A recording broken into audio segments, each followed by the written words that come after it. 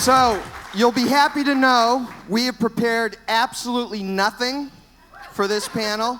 It is all a Q&A. I can't see you guys at all, so if we could... They haven't turned the lights on. Yeah, we could bring the lights up a little bit. We have a microphone here, so if you could start to line up at that mic, we will do our best to fake our way through the answers to any questions you may have. You know, you could always tell the kind of the character, the personality of a state by the way they sit in the audience. Obviously, Minnesotans are a little, not real kind of in your face, because I've done 2 panels. This is my 2nd panel today, and the front row has always been empty. It's reserved. No one wants to sit in the front row. It's what? For who? For who?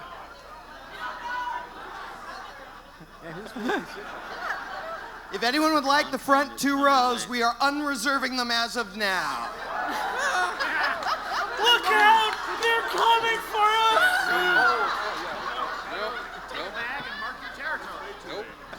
And that's when everybody died. There's an empty That's spot there. better. You know, there's room for some chairs here on the front of the stage. Just come on up to... No. You can sit behind us. I can smell you now.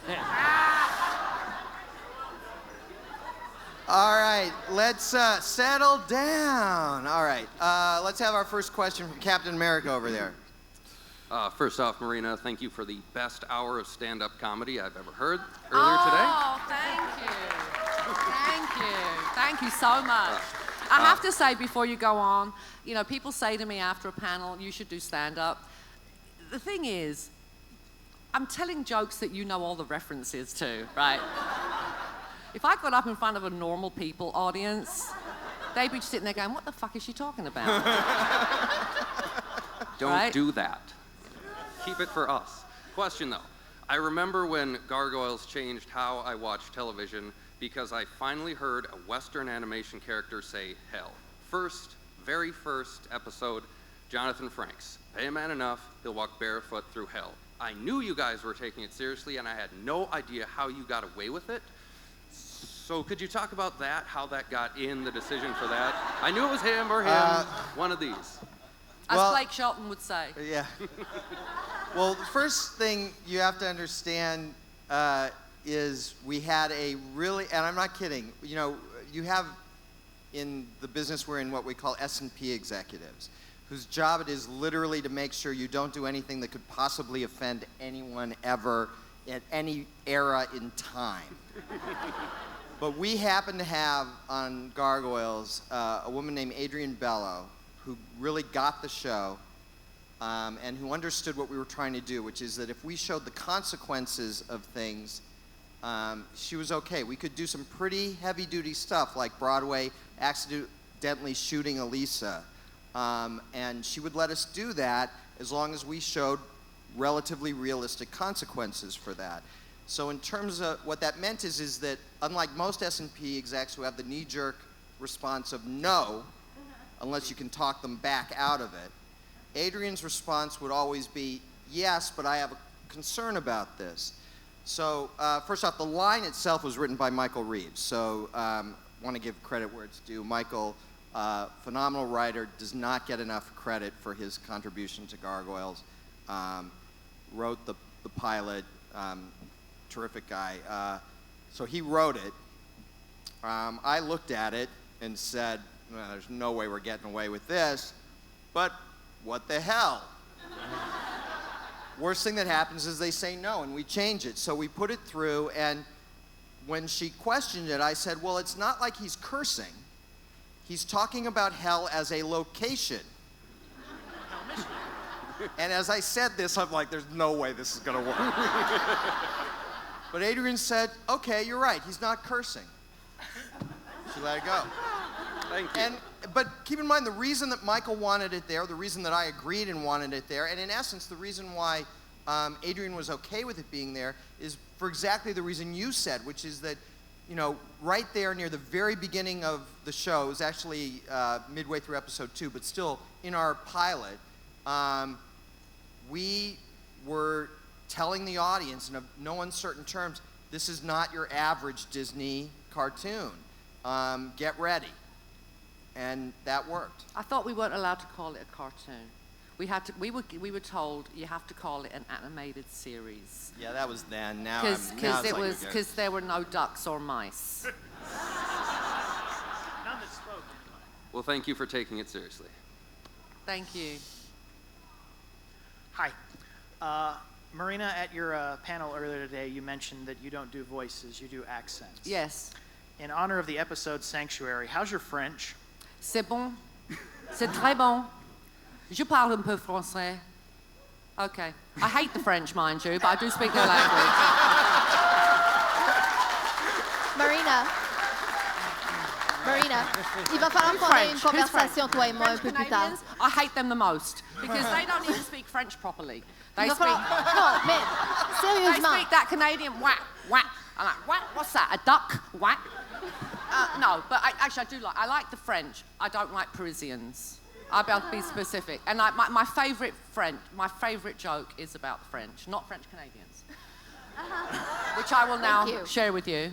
What is the first thing that French kids learn in school? No, how to say I surrender in 5 languages.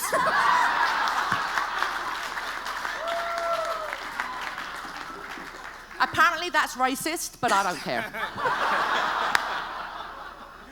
Thank you very much. And they lost today. I just want to make the point. That the 2 women on this panel are so much tougher than the 3 guys on this panel. It does not.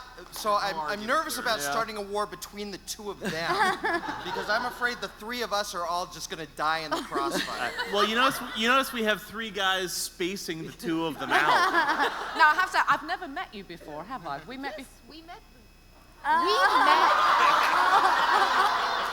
So, remember in my panel when I was talking about the menopause? No.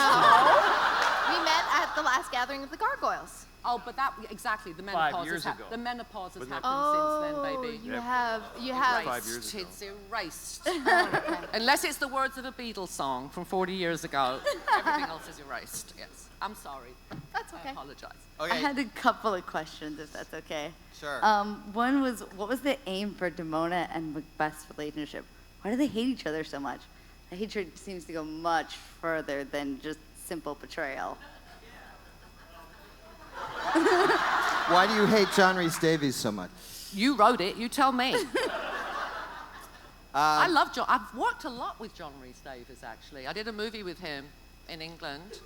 John is a delight, by Yeah, the way. called... And not nearly as tough as Marina. Is anybody? What's the movie? No. Okay, go ahead. Well, I think each felt betrayed by the other, is what it comes down to. And then you throw in the fact that neither of them can die without killing the other. And when you make Macbeth, when we introduced him, not anymore, but when we introduced him, vaguely suicidal, and knowing that the only way he can die is if he kills her. And of course, she doesn't want to die, so that makes her not too happy with him. You wind up with a kind of a situation. Then you throw in the whole Corsican brother thing that we threw in on top of it, which is that if one of them gets hurt, the other one feels the pain of it, and they just don't want to be near each other generally, or at least she doesn't want to be near him, and he does only to kill her. So there you go. Does that answer your question? Yes, amusingly so. Oh, good. My other 2 questions were, how long did you want Gargoyles to be before it was cut short in the comics and the TV series? How? Like, how long did you want it to end? Oh, if it you mean hadn't... how long would it have gone on if it were Yes. up to me? Yes. We'd still be doing it. That's what I thought.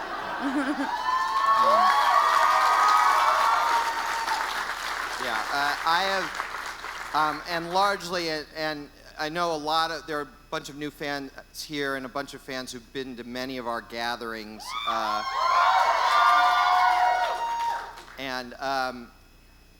Thanks to a great degree to the fans keeping my interest in the show high because they love it so much. I always loved it.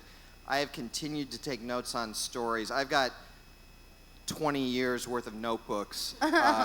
There's no possible way in hell I could even if we started now, that I could tell all the stories I have for Gargoyles before I die.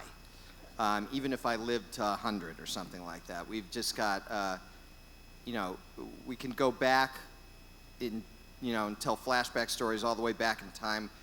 You know, I've got stories that go out to the year 2199, actually, and further. So, and Demona's in all of them. Of course. And Margot's in a few. So, you know, it's kind of endless from my standpoint, because it's not just about a character, it's about an entire sort of universe that a bunch of people work together, including all the people at this table. We could do it online. Yeah, I just need to get, I don't own it. Yeah, that's the big Oh, problem. right, You know, yes, Disney owns it. If it were up to me, we'd be doing it now. We'd never have stopped, blah, blah, blah. But the fact of the matter is that it's not mine to sort of just do. Otherwise, it just becomes sort of We could call it, instead of calling it Gargoyles. And then my very last question was just in Wait, you said honor you of- had 2. Now it's 3? No, this is my very last question. Just, I promise, in honor of our very favorite guest, how come so many Star Trek characters? You heard this answer in Denver. You want to take it? I don't remember what you said in Denver. You assume she was listening in Denver. Come on. Listen, if you came to my panel, you would know why I don't remember anything, okay? Just, it's the menopause. Your brain turns to mush, right? Okay, continue. All right. So when we cast the show initially for the regular characters, and we had 10 regular characters, we held auditions, and Marina was literally the first person in the door, and she read for Elisa. Is that right? She read for Elisa, and we liked her voice, but we thought maybe she'd be better for Demona. And as she tells me, and I don't recall this at all, but I believe her, we didn't have the Demona side ready yet. So we asked her to come back. She read for Demona. She was literally the first person to read for Demona, and we thought she was fantastic. And we cast her as Demona. Meanwhile, more or less simultaneously, Jonathan Frakes came in to read for Xanatos, and we cast him as Xanatos. What that meant is we had 2 great actors in our booth week in, week out. Usually one or the other or both were in the episodes. When it comes to casting new characters, you don't have time once a show's in production to hold auditions on an ongoing basis. On Gargoyles, the only other character we ever auditioned was the character of Angela, Demona's daughter, for season 2, because that was, again, another regular. So you didn't audition? No, you auditioned the people in the regulars, the first regulars. The original Right, regulars, right. but after that, we're just casting. So our voice director, very talented gentleman named Jamie Thomason, would be sitting with Frank and I in the control room, and he'd be like, okay, we're doing this episode. Who are we going to need next week for the next episode? And just as an example, I'd be like going, well, you know, it's Goliath's brother, so we need a big guy with deep chops and someone who can hold his own and sound like he's Goliath's brother. And, you know, Keith David's in there, so, you know, you look in there, and then sitting next to Keith is Marina and Jonathan, and you're like, well, what about Michael Dorn? You know, in other words, and they were, keep in mind, they were doing Next Gen at the time. This wasn't after it was over. They were doing the show when we started still. So they were just there to remind us of this incredibly talented pool of performers that they had on that show. So, you know, Brent winds up as Puck, and LeVar winds up as Anansi, and then at some point, we cast Nichelle Nichols as Diane Maza, Lisa's mother. And at some point, the thought occurred to us that it'd be fun to get someone from every Star Trek show. So we got Avery Brooks and Colm Meaney and Kate Mulgrew and Didn't Anna do one? yeah, but you're not gonna like this part. Nana did a character, but she got recasts. Laura Sanchez Coma took over. Remember? Right. Yeah. So I knew she would. Oops. But and then, you know, there was a publicity value to it, which was fine. We would never have cast anyone to the detriment of the show for the sake of publicity. But as long as we were getting great people anyway, it didn't hurt that it brought some attention to us. Next question. Hopefully for somebody other than me. You're doing fine. I'm sure I could go to the entire panel, but one of my favorite things that I loved about Gargoyles was blending the futuristic cyberpunk with all the myths and lore, especially in the second season when they're traveling and doing all these different lores around the world. And so one of the things, especially the science in the future, but a lot of the stuff with the past, what made you want to go Shakespearean with a lot of the different themes and characters that went on? Because we got Midsummer Night's Dream, we got a little bit of The Tempest, of course Macbeth, but what really made you want to go with that connection as far as myths to surround the show and to start it off with? Well, basically, I'm a big Shakespeare fanboy geek on a level. I mean, like, the way, you know, you guys are about Gargoyles, I am about Shakespeare. So, You go to Shakespeare cons? I do. They're called festivals. I'm going to Ashland, Oregon for a week. Who do you later this cosplay summer. when you go to these Shakespeare cons? Those are Renaissance fairs. Lady Macbeth. Edmund from King Lear. So we started putting this, it started with Macbeth, and that genesis was relatively straightforward. Michael Reeves and Frank and I were talking about, we wanted to create a new antagonist who was sort of a gargoyle hunter of some kind before we'd come up with the idea for the hunters. And we thought, well, what I said is, you know, for a villain to be really effective, he's got to have some, you know, connection to the hero. He's got to be in opposition to the hero in more ways than just they're not getting along. So we thought about, well, what if this guy was from Scotland, from not just from modern Scotland, but from, you know, ancient Scotland. So if we had this immortal Scotsman, you know, and then I thought, well, who's the most famous, you know, medieval Scotsman? And it's Sean Mac. Connery. Yeah. Well, and that was kind of, honestly, that was the model. And when John came in to read, he basically did Connery. Did he? Yeah, I mean, he was doing, I mean, his Macbeth is really Connery. And so it started with that, and then we started doing we started doing the Oberon and Titania and Puck, and then at some point the writers began to figure out that if they put something Shakespearean, whether it was a line of dialogue or names or whatever, if they just started pandering to me is what it comes down to. Shamelessly pandering, and I knew they were doing it, and I kind of didn't care.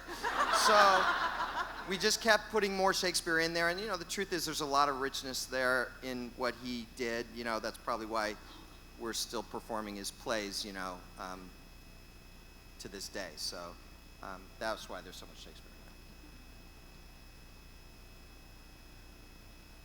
in Hi, long-time listener, first-time caller.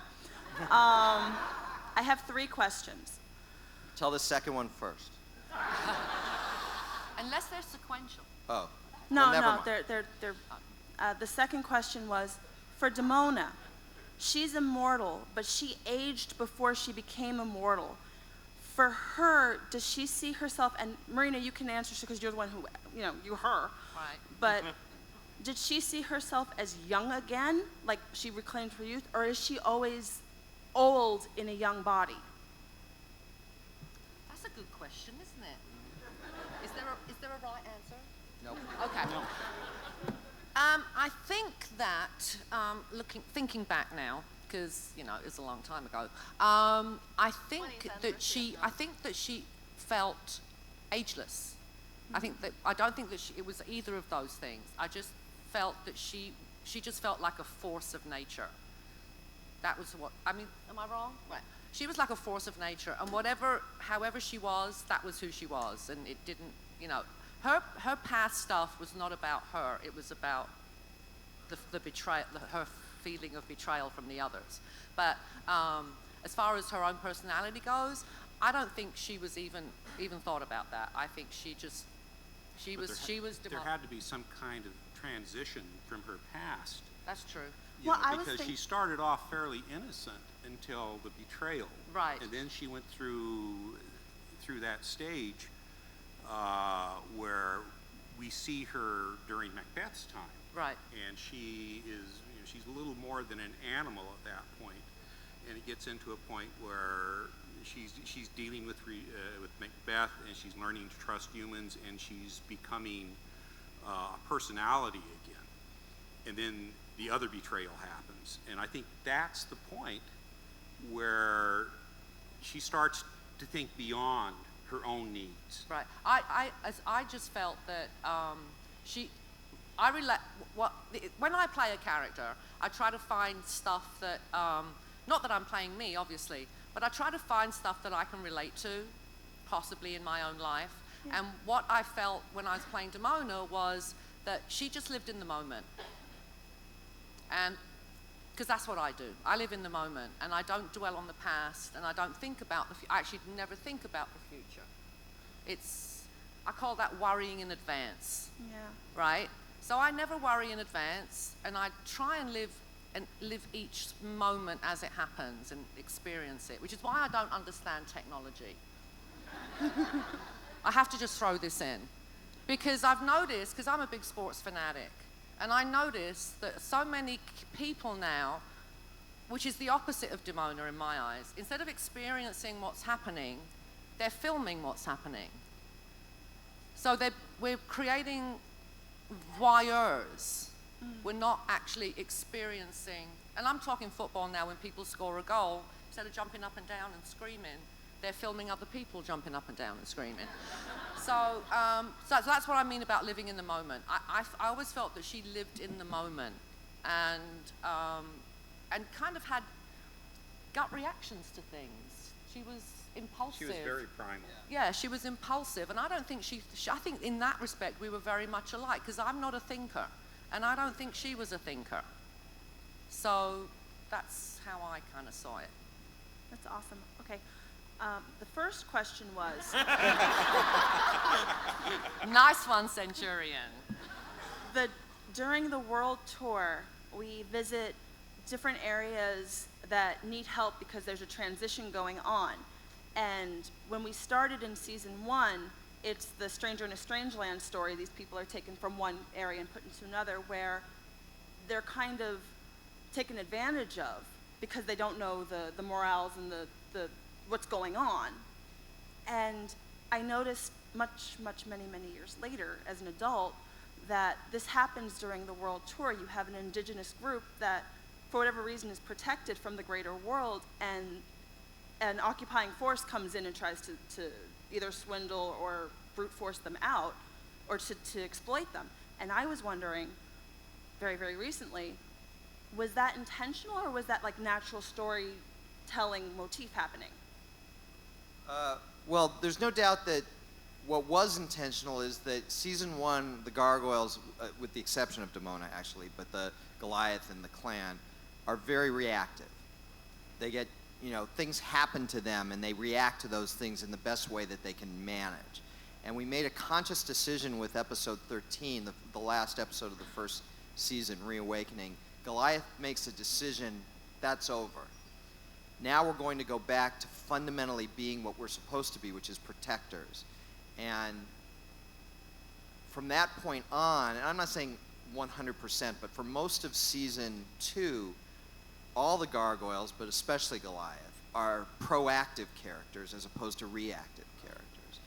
And Demona was proactive throughout, not always productively so, but she was always proactive, and Goliath was always a reactive character, even in the past through all of season 1.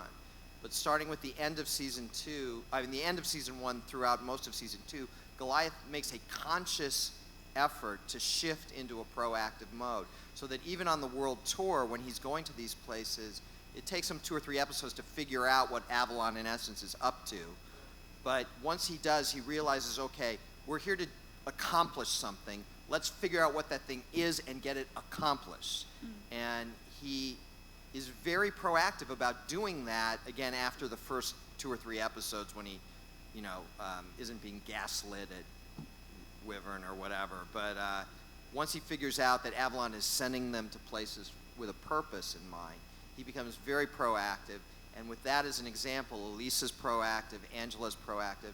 And again, even back in New York in the 2 or 3 episodes we did back there, you see Broadway and Lexington being proactive. You see Brooklyn knowing he should be proactive but resisting it, and then by the end of the episode becoming that. And that was a major element to the shift between season 1 and season 2, not just for the characters, but for those of us behind the scenes, because we felt, particularly when they told us you're jumping from doing 13 episodes in 10 months to 52 episodes in 10 months, we were like, well, we are not going to be able to pull that off if all we're doing is have characters other characters pile on our heroes. We need our heroes to actually step up.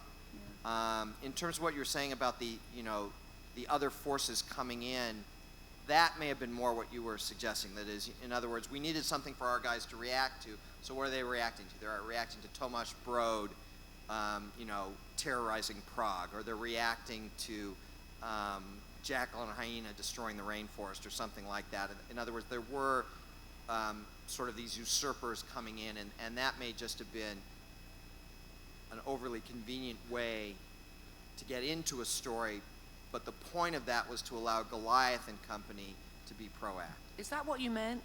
It's actually, it answers the question, yeah. It is? Yeah. I thought you were talking about colonialism. I was. Yeah, well, Okay. But that's more of a behind the scenes. That's because I'm an empath, and I played one on TV for 7.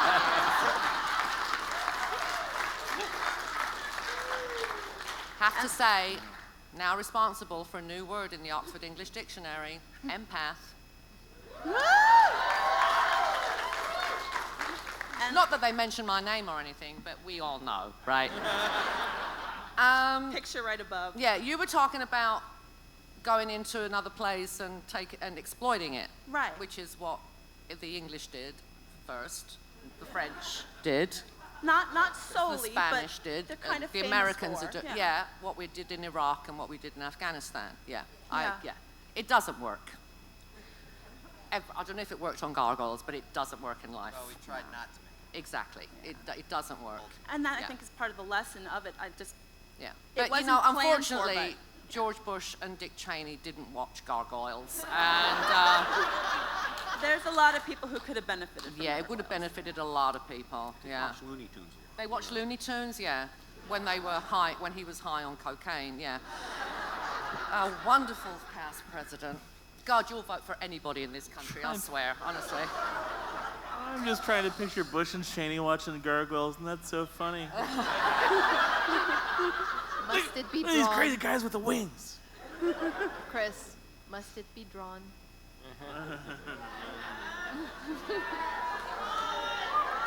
Fine, It just you needs do to it. happen, that's all. Aw, but I'm Canadian.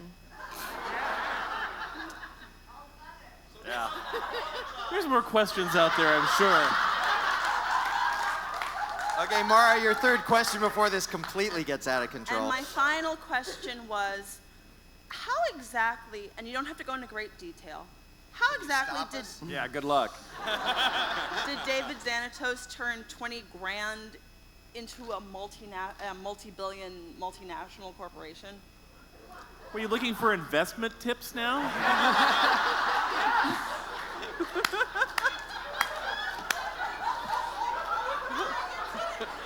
He had a replicator. That works for me. Thanks, guys. Yep. Hi, I am from France. Sorry, Marina.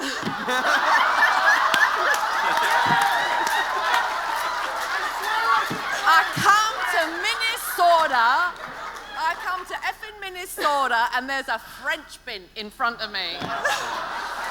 Sorry. You know, I know not to tell that joke on the east side of Canada. I didn't think I had to watch my P's and Q's in Minnesota. Well, I like the way she says Minnesota. Minnesota. Minnesota. Actually, I had a question for Greg Weisman, Frank Poor, and Greg Guler. Back in the days when I watched the Gargoyle series on French television, Great accent. Isn't it a great accent? I mean, you're so, I can't see you, but I know you're sexy just from your voice. Thank you. Well, so back in the days when I was watching the Gargoyles on television, there was a trivia before the episode, and they were. Did they do it in French? Yeah. Or did you watch it in English? No, in French at In that time. I French? was, yeah. Of course. And they kept saying that for the development, for the visual development, you went to Château de Pierrefonds, the Pierrefonds Castle, which, for those who are familiar with the Merlin BBC TV shows, that's the castle.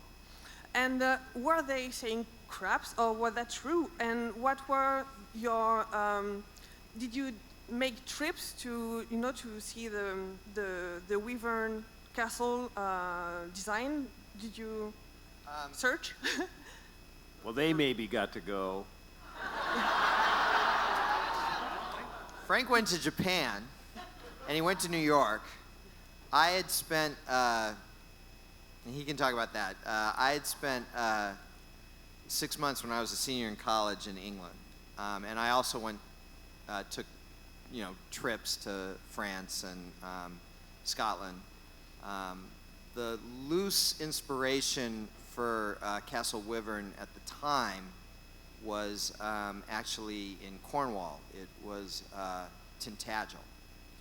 And so when I described, and of course, keep in mind, I can't draw stick figures well, so let alone castles, but when I described the location of Wyvern, what I was in essence describing was Tintagel in Cornwall, which I'd been to a couple times in my life and sort of felt like I'd seen God there. Later, I mean, a decade later, I went to Western Scotland. My father and I took a trip, just the two of us, on my 40th birthday, and we went through Western Scotland. And then, I'm blanking out on the name, but there's ruins of a castle there that really was like, oh my God, this could be Wyvern, and it wasn't called that. But the gargoyles themselves were just the idea for doing that came when I was in college. I was fascinated with gargoyles, just the idea of them. I took a lot of, I collected postcards of gargoyles, and I took a lot of photographs of my goofy friends posing like the gargoyles right beside, like if a gargoyle was doing this, I'd have my friend do that right next to it, and that was hilarious to me for some reason when I was 20. So I was always fascinated with that, and in that I have pictures from Notre Dame Cathedral and Notre Dame Cathedral. I don't speak French. American. Right. I'm an Angelino myself, yeah. So. Notre Dame is a school. I know. And so areas in France, but the castle that you just named, I don't recall ever having gone to. So my guess is that you were right. They were full of it. Okay. Thank you very much. Sorry. But Frank, you want to talk about your trips to New York? No, but I'll say something about it. One of the things about it that was really fun for me about Gargoyles is I'm kind of a detail nut when it comes to my art and backgrounds, and especially historical type locations. We wanted it to be authentic as we could. So especially since we had a chance to do all this wonderful backstory with these flashback episodes to medieval or even pre-medieval times. So we wanted to have a feeling that you actually lived in these castles. This is a castle, looks authentic because we researched a lot of stuff on it, how people lived, what they wore. They didn't really wear full chain mail, plate mail and things like that. The Vikings didn't have actually the horns sticking out of their helmets and stuff like that. We wanted it to be very specific and have a sense of reality about it. So my crew and I, we would do a lot of research. And where I was able to, since the show took place in New York, I'd been visiting New York. I actually was actually I was back in New York for daytime Emmys back then. And so I stayed a few extra days with a couple of cameras, and I just walked up and down the avenues, and I was taking pictures, and I would go into bookstores and pull out anything reference I had for New York City. And the main reason for this being is the show is all laid out and animated overseas, Japan and in Korea. They've never really been to New York. Anybody that's been to New York knows what a... Excuse me, wait, stop. You outsourced the art? We outsource the animation. What does that mean? That means that we do, as Greg would do the scripts here, and Greg would do the character designs. I had people that would create the background designs and the special effects, you know, and the type of timing that we wanted done for the show. And then we would give it all to studios overseas, or our overseas studio in Japan. And then they would animate it all. They're the ones that would do the thousands of drawings that each show required to make it move. In those days, they weren't doing it on the computer? No. It was drawing? It was all drawing. This is all pre-digital. All pre-digital. Which right. drove them crazy, because even though the show, the character designs themselves were simple, the color palette was not. It was very detailed, and they didn't ever want them to make a mistake, because they'd have to scrape it all off the cell and start over. Nowadays, you just kind of drag it and pull it and drop it. Gargoyles was so old, the first season when we were in post-production, we were actually still editing on... splicing machine. Yeah, on a splicing machine. By season 2, we moved to an Avid, which is, you know, you're editing basically digitally. But season 1, we were still cutting film on a machine. The good old days. The old Moviola. Moviola, yeah. Moviola, and then you went to reel to reel. And It's so old it was called Ola. Yeah. Like Greg Ola. So we did. The thing is, we did a lot of research in our shows because it made better shows.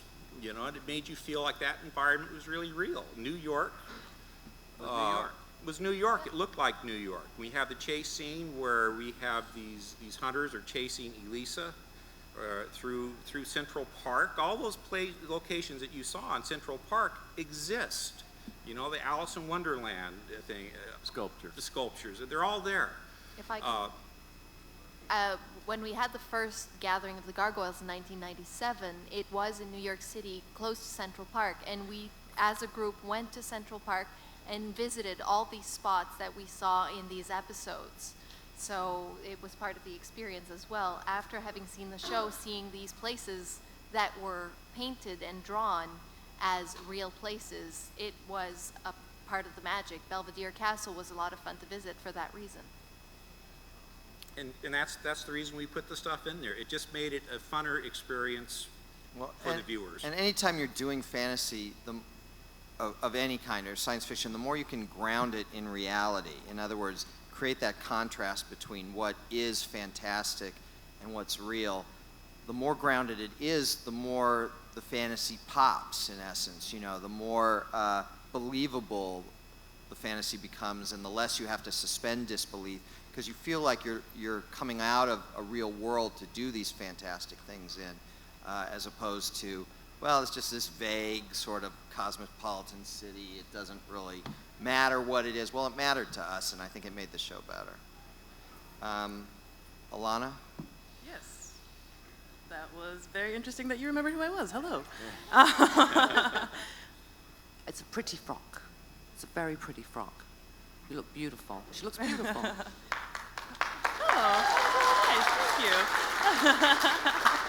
Did you make that yourself? I'm actually borrowing it from a friend, and she did make it. She made it? Yes. You guys are awesome.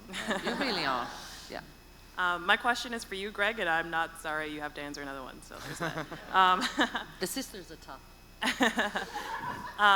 If licensing weren't an issue and you had a full production budget, whatever that may be, would you work on something that you have touched in the past, or would you work on something that would be completely new? If I'm understanding the question right, if I literally could do anything. write my own check and choose whatever I wanted to do, Yes. it would be Gargoyles.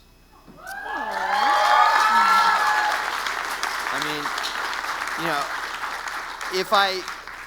if there were multiple me's, it would also be Young Justice and Spectacular Spider-Man. And probably Witch and Starship Troopers. And basically, there's very little I've worked on that I felt like, okay, I'm done. Please refer to Greg's IMDb page for the rest of his answer. My mind just doesn't work that way. I don't think in terms of, life goes on. Even when characters die, life goes on. So I don't think in terms of ends in the same way that some people do. And that's not necessarily a good thing. I mean, you know, Breaking Bad had a great end. Lots of shows have great ends. But my mind doesn't work that way. And you know, so yeah, if it were up to me, though, if I could only pick one, it would be Gargoyles, because that was my baby, and you guys are so fantastic, and It was brilliant. and even at the time we were doing it, when Frank and I were exhausted and almost at each other's throats at times and stuff like that, we knew that this was something special. Even when I was, you know, 30 years old and dumb and had never produced any other show before, I knew even then that I would never have another experience quite like this one, and I was right. You know, I've had a great time on a lot of shows, but nothing has come close to Gargoyles. Gargoyles was a unique experience. You know, and both Greg and I have gone on and we've done a lot of really, really great different things. But it was unique in terms of the freedom that we had to do the kind of stories that we did, and how to tell the stories, and it was just a wonderful experience in dealing with the actors, you know, and the artists that we had. It was really a choice crew. And it doesn't work like that anymore. I mean, now you have to go through so many levels and hoops, and you know, one of the cool things about working on the show, for me at least, was so many people didn't want us to do it. And so when you know, you kind of got the feeling that, wow, this is something. You can't do it. This is something, we're breaking ground here. You know, as great as some of the other Disney shows had been up to that point, nothing had happened at Disney like this. And you know, I've told this story before, but I had Disney veterans come up to me and say, we shouldn't be doing this. People that actually had worked with Walt Disney. And I looked at them dumbfounded, because, you know, anytime you look at what Walt Disney did, you can see that he was always pushing the envelope. You know, they want him to make endless Three Little Pigs shorts and Mickey shorts. And what did he do? He made Seal Island. And he made Fantasia. And the parks. So he was all about all over the place stuff. When somebody did ask me that question, you know, a few people asked me that question also, my answer is basically Disney is not about, you know, it's about quality. It's about taking strong stories that have strong moral centers and presenting them as entertainment, either just as entertainment or as a learning tool. And it's just about being the best that there is at what you're doing, and that's what we really strive to do, is make this the best cartoon that you could make, or animated adventure. One thing that we definitely benefited from was that we were one of the last shows through the gate under the mogul system. Michael Eisner ran the Walt Disney Company, and in those days he personally picked all the shows. And at the time, that we did not appreciate at the time, because I had to pitch to Eisner all the time, and although he would always pick a show, he would also kill 3 or 4 of our great ideas, and we were like, damn, if only there was someone we could appeal to. But what we didn't realize at the time, until he stopped doing that, is that, okay, yes, he would kill some stuff, but the ones he approved, he was Michael Eisner. He ran the company. He had personally chosen that show. That meant that everyone in every division either got on board or got out of our way. Today, there's no mogul system. Decisions are made by committee. Anyone on a committee can derail a project because there's a culture of fear at these companies, all these companies, not Disney. I don't mean to single out Disney. At every one of these huge major entertainment companies, there's a culture of fear. And if one person on the committee says, well, I don't think so, they're all terrified to say yes, because if they say yes alone and the thing bombs, they're dead. So it's easy to derail something and incredibly difficult to get something going. And even when you get something going, there are 50 different people playing with it, telling you which way to turn and which way to go. I've been on shows where in one document of notes that was collated from multiple executives, I've literally had a situation where in one paragraph they said, the lead character should turn right here. And in the very next paragraph, they're like, lead character has to turn left here. And I'd be like, I don't care, right, left, he can jump up and down. Just pick one. And that happens all the time these days. And we were lucky on Gargoyles for a couple reasons. One was the Eisner situation, and the other was because I had been a development executive at Disney before moving over to produce Gargoyles. Disney was in a period of flux. There were a lot of crises going on in the company and in our division.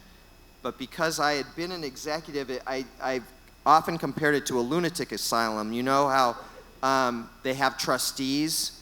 They're still inmates. They're still nuts, but they give them sticks. And I described myself in those days as the lunatic most trusted. So you had the stick. Because, yeah, so in essence, I remember Frank and I went to lunch with our boss, Gary Kreisel, who normally would be paying very close attention to the show, but there were a lot of other shows in crisis at the time. So he's like sitting down with us and going, so I apologize, I have not been paying attention to what you've been doing. Tell me what's going on the show. And we're like, well, Fox and Xanatos, they got married, they had a baby. Oh, whoa, whoa, whoa, whoa, whoa. I would not do that. He's the villain. You can't have the villain with a kid.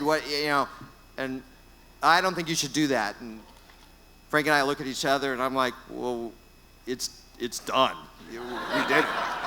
It aired last week. And so there's this moment that Gary has where we're really tense because we can watch. He could have gone either way. He could have said, well, you gotta take that apart. We gotta fix that.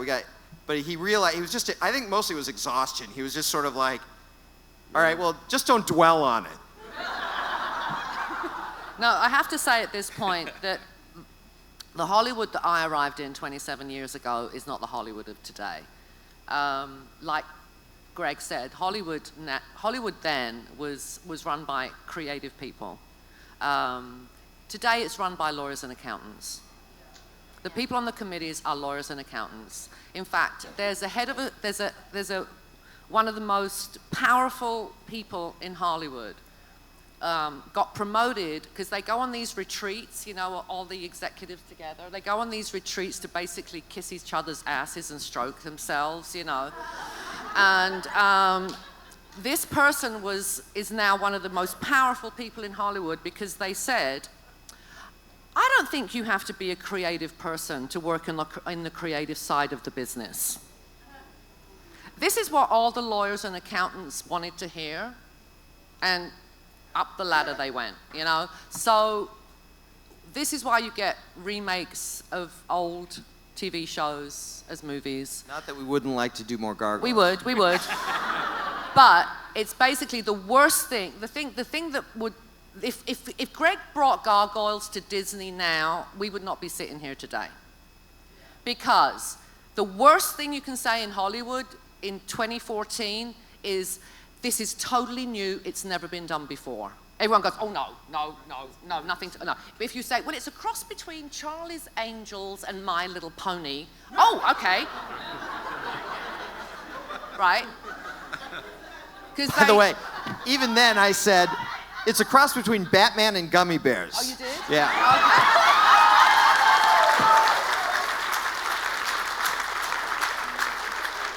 So, but they knew what Gummy Bears and Batman were. Yeah. Now, right. Is that a money-making thing? Yeah, it's a very different town now, much to our chagrin, I have to say, or chagrin, because we have French people in the audience. Thank you. This will be our last question tonight, but just a reminder that tomorrow at 9:30 we'll have the whole Gargoyles crew across from main stage doing a signing. At night? 9:30. In the morning? Yes. At 9:30? Sorry. Who the fuck arranged that?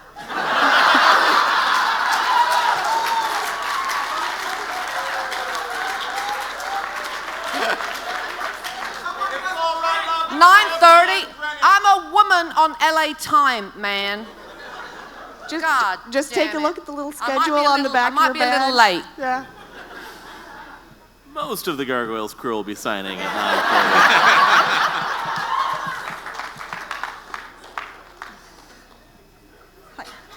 9:30. As an action show, Gargoyles had a lot of action and fighting scenes, and it was storyboarded in the States and then animated overseas. Was there any sequence that stands out in that it was animated in a way not intended, so it was either hilariously inaccurate or surprisingly improved? They're very smart here. Yeah. Very smart questions. Well, for starters, season 1 was mostly boarded in Japan, wasn't it? It was all boarded. I know, la la la la la la la la la. I'm a one-man boycott of all things Japanese, I have to say, sorry, because of the whales and the dolphins. Then, Right, I'm sorry. And now Chinese too. Sorry to all the Japanese and Chinese. I know I'm a total racist, I know. But I care more about the animals than the Japanese and the Chinese. Okay, so. From the writing to the animation then? Continue. I'm sorry.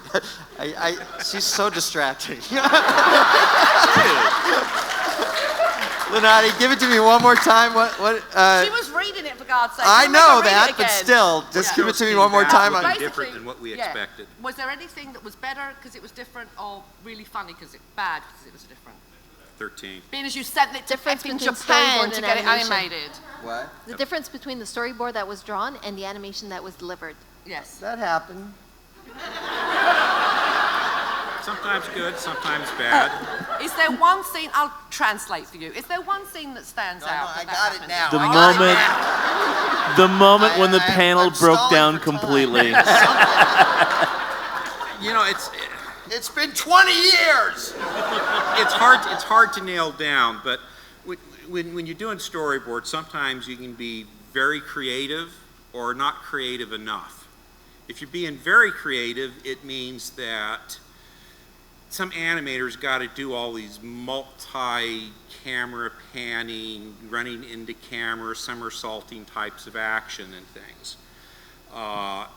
And dependent on the studio, it could be just the way it is, or it could be better. Or they could just flatten everything out and not even try to do it. A lot depends on the animator from overseas. Sometimes we would get these guys that we'd send it over there and we'd come back thinking, oh geez, it's one of these shows. We'd look at it and we're going, hey, this is pretty damn good. And then other times we were expecting this great stuff and we looking at it and going, episode 13. And we're going, what? I thought we weren't doing gummy bears and gargoyles. Yeah, I mean, a lot is studio driven. I mean, overseas. I mean, I remember particularly second season because we had multiple studios working on it. But you know, we had some gorgeous stuff. MIA, the episode set during the Blitz, and Future Tense. I remember just got some stunning stuff. That was our anime episode. Yeah, that really was, and then, you know, we'd have episodes that you'd see and you're just cringing as you watch the rough cut, you know, like Enter Macbeth. Enter Macbeth was the worst, but, you know, Monsters, the one set in Loch Ness wasn't a hell of a lot better. It was in China. It was animated in China. And so, you know, you just sort of, you have to learn to sort of roll with the punches. I don't recall, like, and I'm not saying it didn't exist, I just don't remember. I don't remember a specific scene or sequence where I'm like, ooh, you know, that's so different than what I imagined, but it's really great, or it's really awful. But I do definitely remember episodes that came back that blew me away, and episodes that came back that wildly disappointed me. And then, a lot in the middle where most of it's great, but there's an occasional bad moment. I will say this, out of all the episodes that we did in the time frame that we did them, that it holds up better than just about any series. In terms of the quality, it really stands out above the rest. Hear, hear.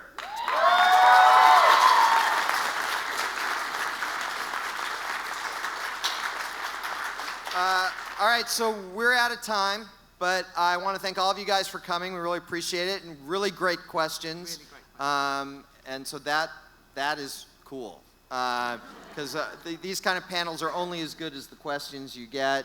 And Chris, just quit trying to take over the panel. You know what I mean? Like they were going to ask questions about issue 3 of Gargoyles Bad Guys. That was my favorite. Aww. Well, except for the one you did. I like the covers. Oh, Keep now look what you digging that started. hole. Now look what you Except the started. one you both did. They were great. All right. We're See, going at to least get out I'm of here only now me. while we're all still alive. Thank you so much.